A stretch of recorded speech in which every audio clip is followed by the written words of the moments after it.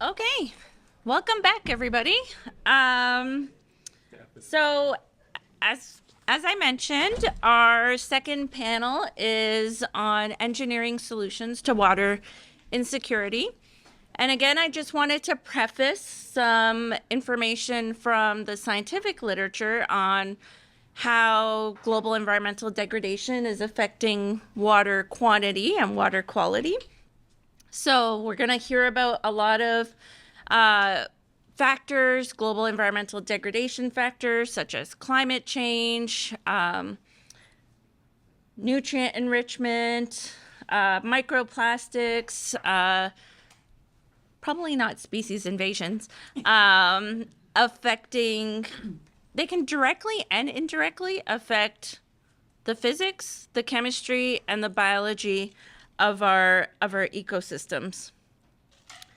And this paper was published, I think, about 2 weeks ago now. They used satellite records to look at lake water storage in lakes around the world over the past 30 years.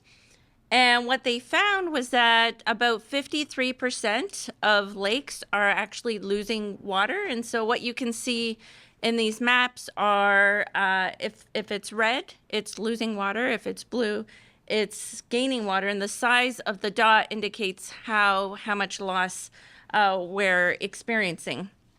And this study estimated that in the last 30 years, 2 billion people live in watersheds that are actually experiencing increased water shortage. So water quantity is changing because of human extraction, increased evaporation, changes in precipitation patterns. But at the same time, water quality is also being affected.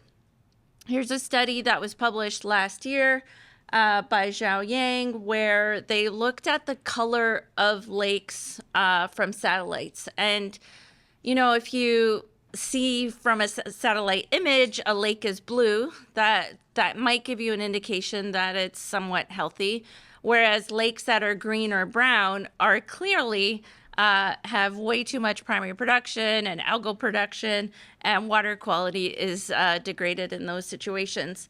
They estimated that there are approximately 31% of the lakes are blue. And if you look at that map, most of those are in the northern regions of the planet. And like we talked about at the last session, most of the people live in the global south, where even though there is less water, but those lakes tend to be greener and browner and of poorer quality. Under climate change scenarios, many of these blue lakes are expected to transition to green lakes, and green lakes are expected to transition to brown lakes.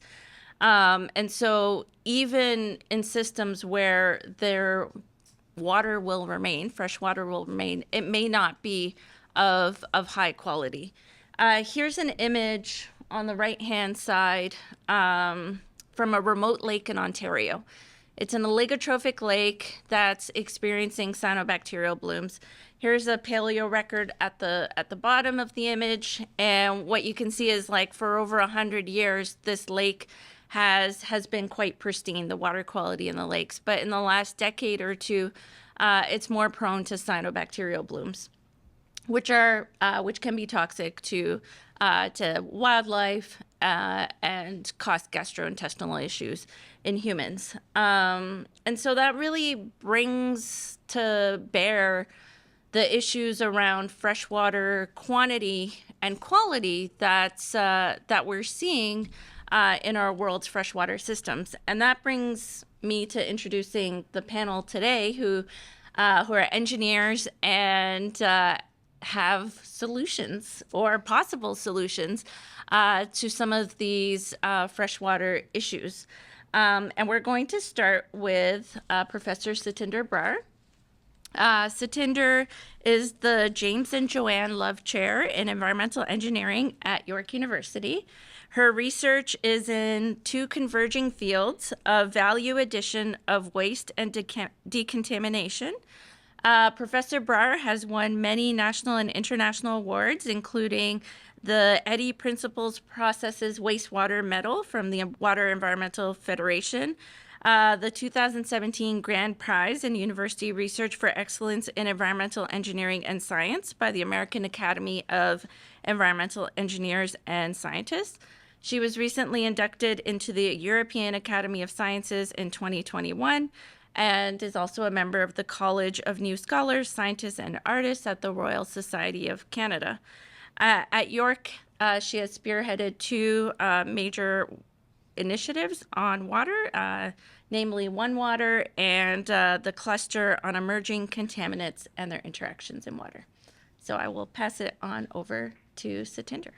Thanks a lot, Sapna, for the wonderful introduction.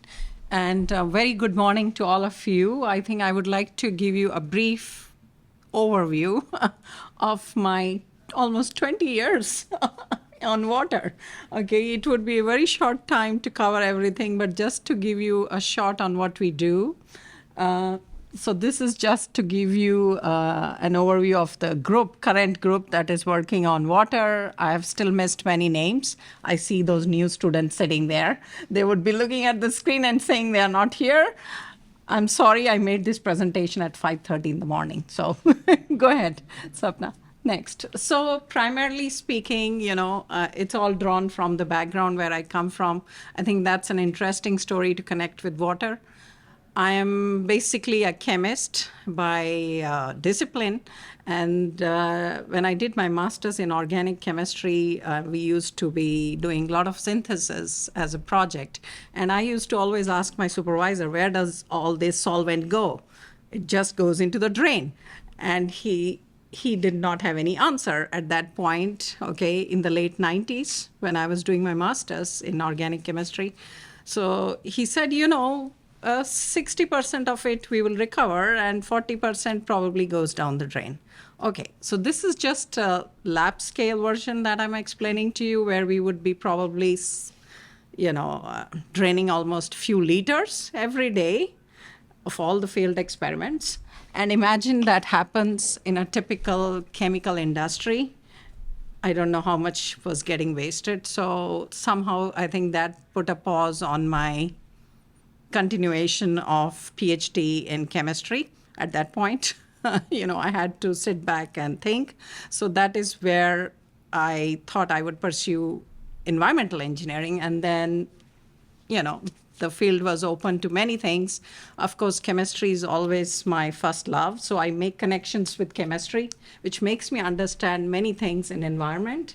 So in brief, the broader research themes that we cover in our lab involve sustainable chemistry or green chemistry, as it is called. Actually, it shouldn't be called green, according to me. It should be called sustainable, because I don't think green chemistry is possible in the real sense. Okay, and next, as Sapna mentioned, we work with emerging contaminants. So these are contaminants which are present in very low concentrations. I know the panel, the initial panel discussed certain things about toxics and contaminants. So these are some contaminants which we are even not able to quantify because the procedures are lengthy, especially for the environmental matrices. So this is something our group looks at, but then they are toxic in the chronic sense over a life period of a person. And since we are in a market-driven economy, and of course I do work on another angle of environment, that is transforming or flipping the wastes into something more valuable. So if we have to bring some value into a product, we need to analyze the cost-benefit analysis. So that is where the techno-economic picture comes. And of course, in our group, we try to inspire ourselves a lot from the ecology. So we mostly work on green and lean technologies, which are inspired through nature. And you would see one of the examples that I would be showing later. Thank you. So broadly speaking, the research philosophy includes some entrants, which are mostly the wastes, or what we call waste, but actually they are valuable resources for us. And finally, the goal is to get to clean and green environment and global health. Next, please. So this is where the water research overview comes. We start from scratch in our group. We go to different environmental fields, including soils, sediments, waters, wastewaters, and collect samples, try to understand how these contaminants behave within these environmental compartments. And then after we have understood their fate and transport and how they are functioning in an environmental setting, then we have to sit and design removal methods for them. So here is a different engineering perspective that we bring about that is a much more integrated and holistic, in the sense that we are not looking at if we are able to remove the contaminant, but we are looking at if we are safely able to remove the contaminant, in the sense that we all know whatever goes in doesn't disappear. It will get transformed into something else. So are we able to effectively, let's say, transform a contaminant into something which would not be any more toxic to the environment? So that is what I call as holistic and integrated approach. And in our group, we have been fortunate to scale up many of these technologies and bring them on board to the industry or the municipalities. So next, please. So this is one example I wanted to give, and Sapna very well showed the eutrophication. So cyanotoxin is one of the toxins that is produced by those algae, and they would not be visible to our naked eye. They would be just released into the waters. So this was a project which was done over 6 years as a collaborative project with a team from University of Montreal. This is one of my past students. We just finished this project a year ago. He's finished his PhD on this topic. And what we had to do as engineers is try to devise methods which could be, probably in future used in the drinking water treatment plants for treatment of these toxins drawn from these eutrophicated lakes. And Lake Erie was our subject area. So here, just moving along, sorry, Sapna. So you can see what, no, please, could you please go back? So what the student had done, or what our team we did, we went to the lake, collected samples. So that's why I said it's nature inspired. We collected some organic matter from the lake, and we tried to isolate the microorganisms, and then these fluidized bed reactors were developed using the microorganisms. So it was more a nature inspired solution that we tried to use for the cyanotoxin removal. And as you can see, we are almost touching the WHO standard on the top. Thank you. Next. And here are a few examples from my current students. You can see here in the background, Shine, he is collecting leachates from Hamilton. I was amazed when I saw, he showed me the pictures of the landfill site that they have from where he collects the landfill leachate. It's humongous. My God, it's so big. It's terrifying when you look at that. And he was, he told me that even he as a master's student couldn't imagine that, so much is going on there. So this is something which we are also working on. And of course, it translates to water. Most of the time, I have heard from people whenever we speak about our research and we are clarifying the water, they don't consider water as a commodity. They would rather ask me a question, are you going to get some value-added product like a nutrient or a fertilizer? But water is never considered as something precious coming out of it, although water is the major part which is decontaminated. So that is also something I think key to this water research. Next, please. And then we have Mona. She is doing vermiculture. So this was done using some of the organic waste that comes from agricultural farms. And so vermiculture is something which we have been promoting as in a circular economy approach. Next, please. And then we have Janelle here. So she's working on groundwater decontamination. Just now, again, I heard from panel, especially you have these petroleum hydrocarbons, infiltrating into water. So this is something which she's trying to do as a master's student. And I think most of our solutions, like I said earlier, are nature inspired. So again, she would be using microorganisms derived from the sites to see if they can biodegrade these contaminants. I think that's That's it. And thank you to the wonderful team I've had. This is an old picture. I really went nostalgic. So most of these students are working somewhere, but I really wanted to thank them, to bringing everything to the place where I am in terms of research as a team. It's always a collaborative work, and look forward to working with all of you as well in future. Thank you.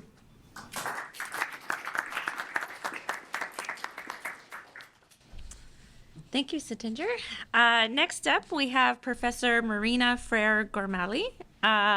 Professor Freire-Formaly actually joined us at the UN Water Conference, and her research focuses on the development of standalone solar-powered reverse osmosis water treatment systems and energy recovery systems for remote communities that lack access to grid electricity. She is also interested in machine learning applications for smart design of innovative energy and water systems, and she currently serves as the chair of Student and Young Professional Affairs for the Canadian Society of Mechanical Engineers. Thanks for the introduction, Sapna, and it's great to be on the panel today. So I wanted to share with you today about our team's research and how we're trying to tackle the UN Sustainable Development Goals to address clean drinking water. So as a bit of background, our lab focuses on taking more of a systems design approach, but also centering our work on experimental projects. So we have different themes. One is on material characterization. Another has been on COVID-19 aerosol transmission, so that's more on the CFD side. And then what I'll be speaking mainly about today is these solar-powered water treatment systems. So you've heard a lot about the context already, but to bring up some of the slides that you saw when Sapna presented as well, there's about 1 in 3 people worldwide that lack access to clean drinking water. And the areas in red are the regions with the highest water scarcity. But if we look at the locations with the highest solar irradiance, they tend to also have a lot of solar. So why not couple solar-powered water treatment systems for communities that are off-grid, and in that way provide clean drinking water? So the main concept behind these solar-powered desalination systems is that you can take the water demand that's dependent on that one community's needs, and then what the solar insolation is at that geographic location on a time series basis, as well as what the local water characteristics are. And then this gets inputted into a program that will optimally design what components to buy. So should you buy this size of a pump? How big should the water treatment system be? And then you might notice here that there's a piece of the design missing. So if you have a solar powered system, you would typically have a large amount of battery storage to make it run continuously. But we've taken out the battery storage to bring down the costs, and instead we store the end product, which is the clean drinking water. And in that way, we make the system more cost effective. But this introduces some challenges with the way the membrane gets clogged. And so this simulation-based design optimization is some of the contributions of the work to develop how we can make these systems automatically without a very expensive professional engineer like designing each individual component and putting the system together. So this is an algorithm instead of a person. And then the way the membrane fouls over time when it's operated in this intermittent way. So you take out the batteries, and then only when the sun is shining are you running your system. So that creates more clogging of the membranes. And what we were able to show was that if we do a rinse with the end product, the clean drinking water, and also use anti-scalants, we can reduce the amount of fouling or clogging of that membrane compared to when you don't do these types of interventions. And they're rather accessible. And overall, we were able to show that this simulation design-based optimization network can be applied in different locations. So some other projects that we've been working on is more of that local community-based design. So trying to work with communities and understand what the arsenic contamination is in local wells. And This is our experimental water treatment system. So Brandon, during his master's thesis, set up this lab scale setup so that we can design new coatings for the membranes so that when they're being run in this intermittent operation, you can have a new nano coating that will try to prevent the buildup of these foulants on the membrane surface. And then we've got a lab scale set up with a larger membrane on the right-hand side that was built by Liam Horgan, and now Belen is working on that as well. Another train of research is on these new aerogel materials for water sustainability. So aerogels are very lightweight, and they have nanopores, so they have a lot of really interesting properties. So by coating them with copper, you can functionalize them, and researchers in the past have tried to use it to where you can make that aerogel heat up, and then you just use solar energy to purify the water. But we're also looking at it for other applications, including air purification. So our goal is really to develop these robust water treatment systems that are powered by renewable energy, that are easy to maintain and resilient to climate change, and then also try to create new technologies for resource-constrained communities, and also working on these new aerogel materials. And we have a lot of different projects that some of my team is here. So we've got our postdoc, Rob, who's here, and Jethro, and Maria is also here today, which is great. So shout out to those. And at the UN Water Conference, it was a very exciting event. It was totally different than an engineering conference. There was about 10,000 people there.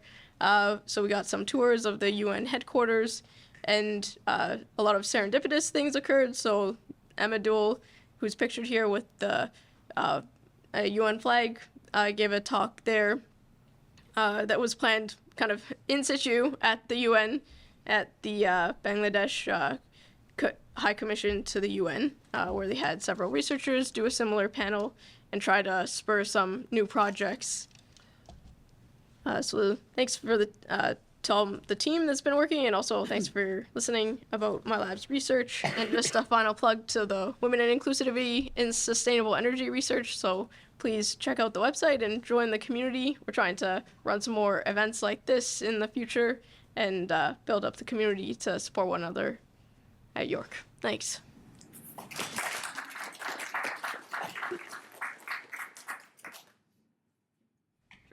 Thank you, Marina. That was an excellent primer.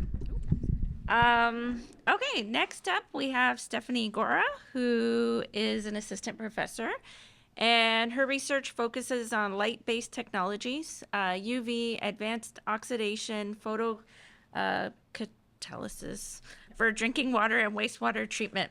She also works on projects that aim to develop sustainable drinking water solutions for small, remote, and underserved communities, including Arctic communities in Nunavut and Nunavik. And cool. Why don't I can go from there. Okay, so thank you so much for having me, and Sapna for introducing me. Today I'll just give you a brief overview of some of the research that my team is doing that I thought was relevant to today's event. But before I get going, I don't know if anybody here has been involved in the first year engineering course ENG 1102. I think some people who maybe went through our program have. It's about engineering design principles. I'm not going to go on and on about it, but one of the important things we teach students in this class is that oftentimes it's we don't want to jump to the solution. We really want to understand the problem before we even start thinking about solutions. So my group takes that approach, and a lot of our projects to date have actually been more about exploring where problems exist, and also where there might be opportunities for us to develop engineering solutions to these problems. So this first slide here is about a paper that is currently in production at Facets, and it's something that Professor Khan worked on with me and with my students. And what we did is we had a large government data set that listed all the boil water advisories that had happened within a 15-year period in Canada. It's anonymized. We do not know which exact communities they were or even what region they were in. It's a bit of a weakness, but we were still able to draw some really interesting conclusions about kind of what's going on in different systems in Canada, where those major causes of boil water advisories really are. And then we tried to link that to where there may be some, special vulnerabilities in light of climate change, or what we expect to see from climate change. So if you could just go forward, I've got these two pictures a bit bigger. So this is our graphical abstract for the paper. And this basically summarizes what we found through our in-depth literature search on how is climate change likely to impact water infrastructure. So basically, these are some of the phenomena that are, expected to be the most problematic in Canada, and what their major impacts are likely to be on different aspects of water systems, in this case, drinking water systems. So a big problem is going to be the breakdown of distribution system infrastructure. For example, if we have drier soil, there's certain kinds of pipe breaks are more likely to happen. When there's permafrost heave, there's more likelihood that some of the infrastructure will be damaged, et cetera, et cetera. This can lead to the deterioration of distributed water quality. So that's the stuff that gets to you at the tap, both because when there's a break, something might come into the pipes, and also because we may actually not be able to maintain the quality of the water when temperatures are higher and other factors are at play. Another really important thing that we found in this study was the importance of water supply degradation. So Sapna touched on eutrophication and cyanobacterial blooms, and that's a major problem that's increasing in Canada. We also have issues related to increased amounts of organic matter as a result of things like increased, how do you say it, Professor Khan? It's not that the rainstorms are getting bigger, but the frequency and intensity. There we go. Perfect. The frequency and intensity of storms is increasing, and this results in more stuff basically going into the source water. When that happens, a system that was built to deal with a certain water quality, and now we have a different water quality, that treatment system is no longer able to keep up. And if it is, it's usually through much greater inputs of chemicals or energy. So it's, a complicated problem.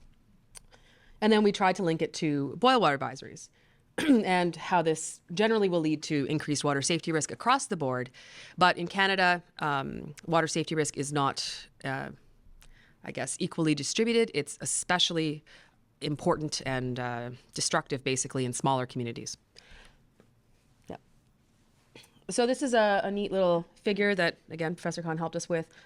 Just looking at, there are a couple important things in this figure. So this is turbidity. This is not actual turbidity numbers. This is boil water advisories called due to high turbidity measured in distributed water, so water at the tap. And so we see that there is a seasonal pattern, right? We got the months of the year on the bottom. Now, the different color, or the different darkness of the lines, the paler lines show data from earlier years, and the darker lines show data from more recent years. So what we might be seeing is that there's been a shift in when those boil water advisories related to turbidity are happening. And that is likely due to changes in what's happening with our infrastructure and what's happening with our source water. So it's something we want to dig into more on a case-by-case, region-by-region basis. Again, our data set did not have the specific communities listed, but it was an interesting finding. And so one of the really important things that came out of that is, as I mentioned, the distributed water quality is where there are a lot of problems, and there's a lot of vulnerability within the distribution system. So what do we do? Right now we're moving from understanding the problem to trying to find some potential solutions. So one of the solutions that my student Sarah has been looking at is, can we use distributed treatment? So we usually have a central water treatment plant, but are there technologies that we could use right when the water's going into the home, right when the water's coming out of the tap, that could, help to account for some of that extra danger that's coming into the distribution system? So the one she's been looking at is UV LEDs, and she's building a model of a distribution system, and she's looking at what would the impact be of installing these UV LEDs right at the entry to the home, and can we substantially improve water safety at the tap that way? So another thing that's been proposed for managing specifically that deteriorating source water quality is advanced oxidation. So this is the ones that we generally look at are a combination of UV and some sort of chemical. And these are starting to be built more and more around Canada. And so it's a viable technology. However, it's not very widely adopted. And that's because it's extremely expensive. But even more importantly, we don't have enough information to know exactly how expensive it is and where there might be opportunities to make it more efficient or less expensive. So Reese and I put together a techno-economic assessment of advanced oxidation processes, and we looked at the difference between running something like this for wastewater treatment versus for something like a cyanotoxin that's only present in drinking water for a certain period of time. We looked at the importance of capital costing versus operational costs, and that's pretty cool. That's going to be published very shortly. And then, yes. So, and then moving on from that, sort of understanding the costs, understanding the problem, trying to understand the problem. A potential solution is, if we're operating something, can we make sure that we're not putting too much UV in or too much chemical in? So what Reese is looking at now is, can we develop a method that will help us to track whether our treatment, like, do we need more treatment or less treatment, given the water quality that's coming in right now? So that's his project. So another really cool part of my team's research is the work we've been doing in Nunavut and soon to be doing in Nunavik as well. So we have a number of different projects, and really though, Caroline Duncan is the one who's been really spearheading this work. She spent 6 months working at Community and Government Services at the Government of Nunavut, and she's now going to be moving on to Cambridge Bay, Nunavut, and she has an agreement with the community where they're going to be looking at participatory system dynamics to try to understand the different risks to the water system there. And one of the key parts of this is talking to stakeholders, but not limiting it to a specific group of stakeholders. She's going to be talking to people who work on the system, people who use the water in the community, which is basically everyone who lives there, different types of users, so commercial versus people living in public housing, et cetera, et cetera. Also talking to the government regulators, the people who come in from outside and try to help fix things or manage things. So trying to get that big picture view, because there are a lot of longstanding problems in many communities, but including Arctic communities, like, for example, chlorination. Nobody really likes the taste of chlorine, but in some communities it becomes such a concern that people might turn it off. And like, I don't blame them, because a lot of chlorine has to be added to this water in order to make it safe, and it tastes terrible. But they're also, by doing that, exposing themselves to a different set of risks. So trying to understand why people are doing that, and also why the regulators are pushing it so hard, is we're trying to come up with a solution that hopefully will work for everyone. So that's something we're just working on now. And then the last thing I want to just mention is another problem that's come up through many of our past work in the Arctic is concerns about water storage tanks. A lot of Arctic communities have trucked water systems. The trucks bring water, fill in a big tank in the house, and then the water sits there, and then people use it when they want. But a lot of people, very justifiably, now that I've been up there, have concerns about the water quality in their tanks. So we've recently won funding for a big project in Nunavik that we're extending to Nunavut, looking at, can we build a little mini tank and try different ways of cleaning it and add different technologies to it and see what works, what doesn't work, what people might be interested in. So thank you.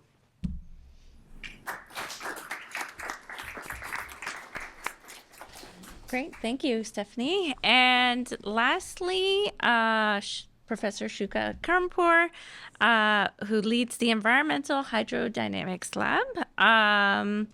Her team is working on entrainment of multi-phase flow, aerated flow, and microplastic contaminants. Shooka is also a recipient of major international and national awards, including the Kiefer Medal by the Canadian Society of Civil Engineering. So I will pass it on to you, Shooka. All right, thank you very much for that introduction. So what I want to do today, I want to talk a little bit about my research as well. I don't have as glamorous as the slides as my colleagues had, so bear with me. So my research is mainly on the mixing processes in surface water, let's say freshwater, marine water, and we look to see how they interact with their built environment, right? So think about river plumes as they go from river high speed with high sediment load going into, for example, lakes. Think about lake stratification that happens due to temperature difference in many lakes, including Lake Ontario or Hamilton Harbor. But we also look at more abrupt mixing processes, let's say tsunami and tidal bores as well, right? So when you think about these mixing processes, they create a lot of interactions with our environment. They create sediment movement, they create aeration, add air, and also redistribute nutrients as well, right? And what my team and I do, we try to simulate as accurate as possible, semi-accurately, I would say, these processes in series of lab-based studies and also numerical studies as well. So what is interesting is that some of these mixing mechanisms that I just mentioned, they are responsible for the distribution of natural matters, but they're also responsible for distribution and widespread of contaminants, things that they naturally don't belong to nature. So one thing that I've been looking at specifically is how currents and mixing affects the distribution of microplastics, and we're looking with several environmental agencies, federal and provincial, to look how microplastics move across water bodies in Canada. But one thing that I want to talk about today is a little bit like higher level and why hydrodynamics of the flow, surface water, leads to the distribution of water quality, water quantity issues. So in my fluid mechanics course, which is a second-year core course for civil engineering folks, we usually start by talking about fluid static, fluid at rest, right? But when you think about surface water, we barely have fluid at rest. Water is dynamic, is alive. It moves from places to places because of windage, because of gravity, or bigger scale things like Coriolis, right? And when we talk about water quantity issues, excessive extraction that our colleagues talked about, or the water quality issues, for example, like microplastic that I'm interested in, it's not going to be confined near the source of the emission or where the problem was originated at, right? And it really spreads sometimes globally. So I'm going to give you two examples, again, related to my plastic research. The first one is kind of the poster child of plastic problem. And this is about a cargo ship in 1992 that has sailed from Hong Kong to go to US and deliver bath toys, right? Innocent bath toys. And along the way, it was caught in a storm, and about 10, 12 containers capsized, fell into the water. And as a result, there was 30,000 rubber duckies, right, that actually spilled into the water. And these are called, since, like friendly floaties, and of course are made of plastic. They are buoyant, go to the surface. And ever since, they have been really found and tracked across the ocean, from near the source, near the Pacific, where the incident happened, all the way to 20,000 kilometers away. So technically the other side of the globe, right? And it shows you how currents, right, how movement of water distributes the problem, right? Another example is the example of Tohoku tsunami in 2011. Devastating tsunami, lots of casualties, I think 20,000 casualties. And it brought with it, I think, about 5 million tons of debris that was washed into the ocean, right? And out of that 5 million tons of debris washed to the ocean, it is estimated that the 1.5 to 2 million actually washed away from Japan. And a couple of years leading to that event, I think 5 years, up to 5 years after the event, the western coast of North America has encountered an increased amount of debris that was sourced back to the tsunami, right? So this goes back to tell you how how a problem that is originated in one location can really spread globally, right? And we really work, there are different governance structures to make sure, including transboundary agreements between multi-countries, to make sure water is distributed just and fair, and we address biodiversity issues. But a lot of water quality, water quantity issues are not really, I would say, limited to their source. And I would say they leak or propagate to other places, like the ones that I gave you an example, right? And it is interesting because, again, going to the example of plastics, right? Plastics, we have this collaboration with Environment Canada. There's this program called Northern Contamination Program. And we were having a discussion. I think Satinder was involved too. And they were saying that very remote communities, when they go fishing, they find microplastics in the gut of the fish, right? And imagine these are communities that have little to no contribution to the problem. And this problem is affecting them hugely, right? And really, it's the same kind of problem, climate injustice that we are facing, right? I was reading a while back that Pacific Islands with very little contribution to the GHG emission are being severely affected by the seawater level rise caused by the climate change, right? So it is absolute climate injustice that communities not contributing to the problem are being affected by such problem. And the same thing for other water quality issues, such as plastic or other contaminants persisting in nature, but also water quantity issues, right? Industries that extract excessive amount of water downstream would be hugely affected. So I think for some issues around water quality, water quantity, really like a multinational frameworks would not work, and we really need kind of an international effort to tackle some of these bigger scale problems that we have. And definitely fluid mechanics and hydrodynamics plays a big and key part of it. Thank you.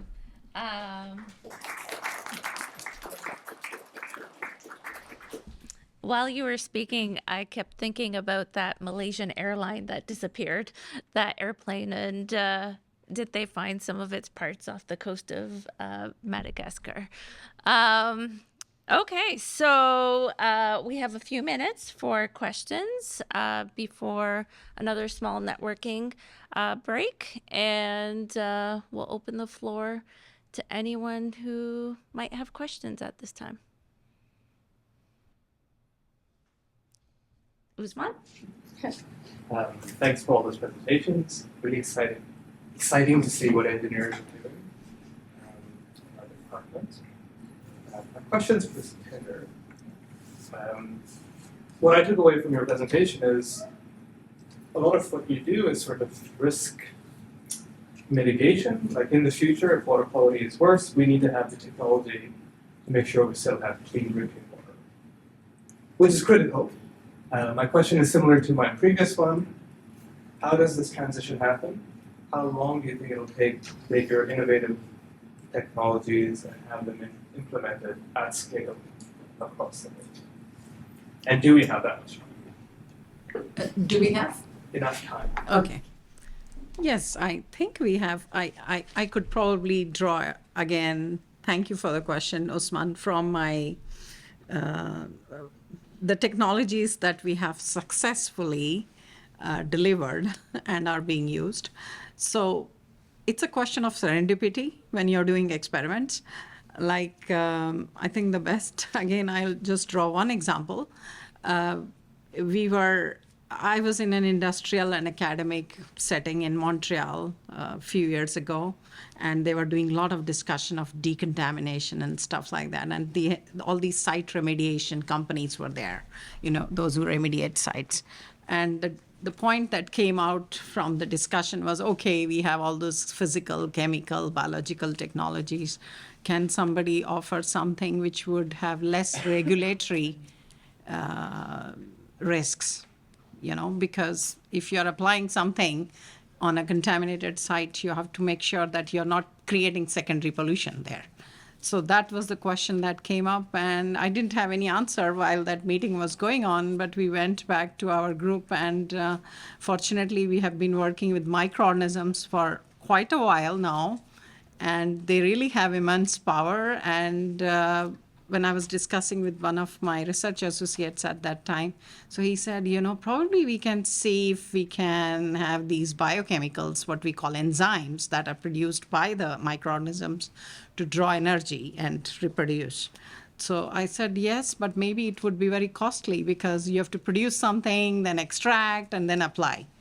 And we went to the industry. They said, we can probably go for a 3-year project with you, what usually happens, and we'll see where it leads. If nothing happens, it's done.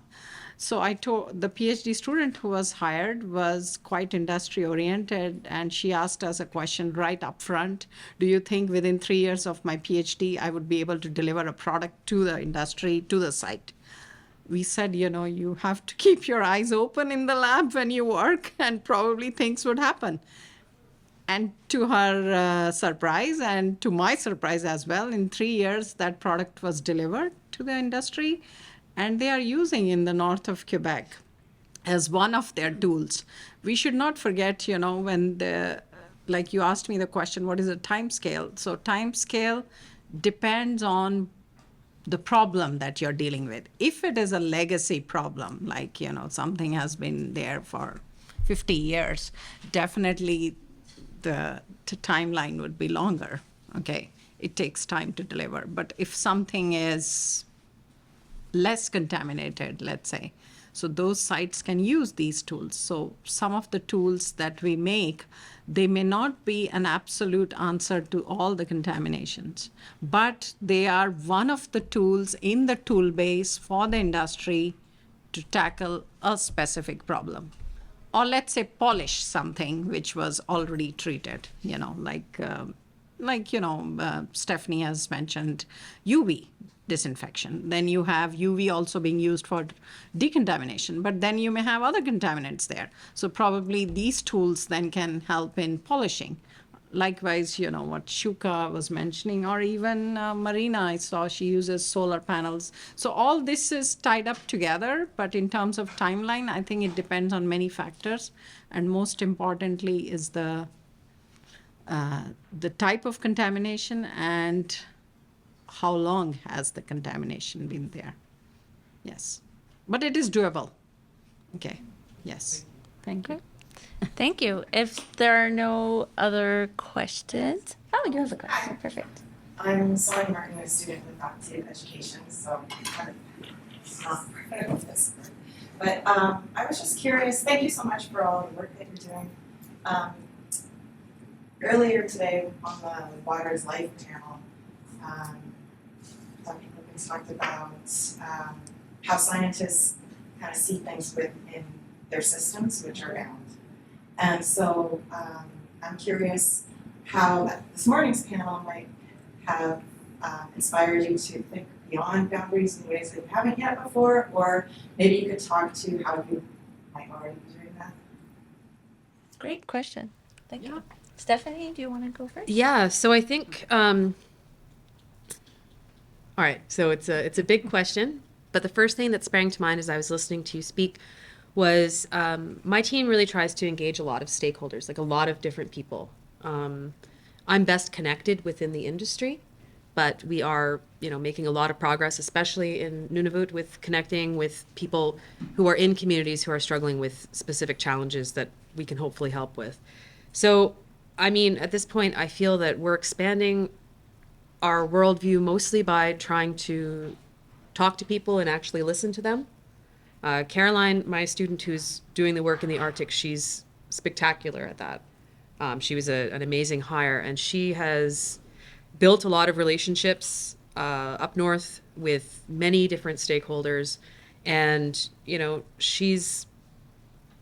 I guess I'll just leave it with that, is that we're just trying to talk to more people to better understand what's going on and to try to understand maybe where we're maybe a bit stuck in our own worldview and not seeing problems or solutions that we could maybe help with.